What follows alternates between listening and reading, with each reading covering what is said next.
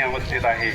म्हणून या ठिकाणी 5,000 नागरिकांच्या सह्याचं निवेदन देऊन आपल्या या सिंदखेडराजाचं नेतृत्व माननीय मुख्यमंत्री यांनी स्वीकारावं अशी या निवेदनात आपण मागणी केलेली आहे। आणि या निवेदनामध्ये मुख्य आपल्या 4 मागण्या आहेत। एक शहरी विकास, शेती विकास, ऐतिहासिक विकास आणि एक औद्योगिक विकास। या 4 विकासाच्या माध्यमातून आपल्याला सिंदखेडराजातील दारिद्र्य, आर्थिक विषमता आणि बेरोजगारी दूर कसे करता येईल ही संपूर्ण संकल्पना मी या निवेदनामध्ये मांडलेली आहे। आणि त्या माध्यमातून आपण मुख्यमंत्री महोदय यांनाच या 4 मागण्याचं साकडं या ठिकाणी घातलेलं आहे। यामध्ये पहिला मुद्दा शहरी विकास। शहरामध्ये आपल्याला माहिती आहे रोडची दुरावस्था आहे, पाण्याची व्यवस्था नाही, नाल्याची व्यवस्था नाही। 4 वर्षापासून गाव खणणं झाली आहे, 2 महिन्यांना फोडणं झाली आहे। मग याच्यावरून आपण समजून घ्यायचं की भ्रष्टाचार आहे का विकास आहे। कोटींना रुपये आपल्या या सिंदखेडराजामध्ये येते, परंतु त्याचा 1 रुपयाचाही फायदा आपल्या सर्वसामान्य नागरिकाला मिळत नाही। किती अवस्था वाईट आहे। आपल्याला पाणी एवढं उपलब्ध आहे, 24 तास आपल्याला पाणी मिळू शकतं प्रत्येक घराला, एवढं पाणी आपल्या सिंदखेडराजाला उपलब्ध आहे। पण तरी 15 दिवस आणि 20 दिवस पाणी मिळत नाही।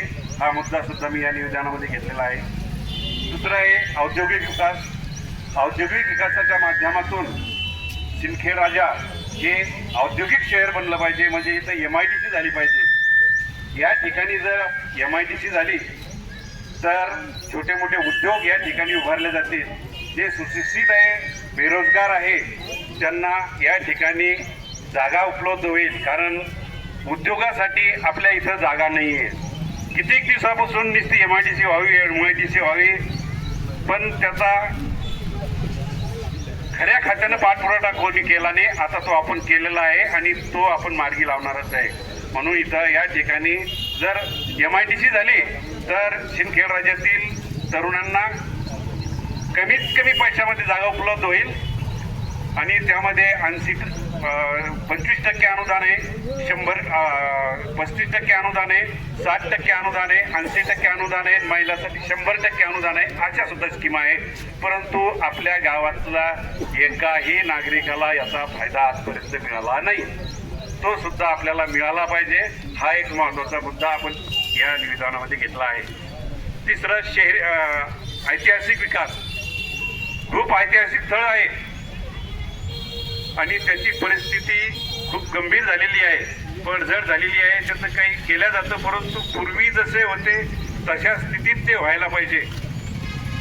आणि सिंदखेडराजा हे पर्यटन स्थळ म्हणून घोषित व्हावं पाहिजे। ही एक मागणी आपण मुख्यमंत्र्यांकडे केली आहे।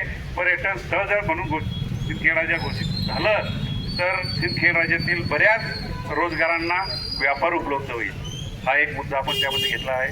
आणि एक शेती विकास हा एक मुद्दा घेतलेला आहे। म्हणजे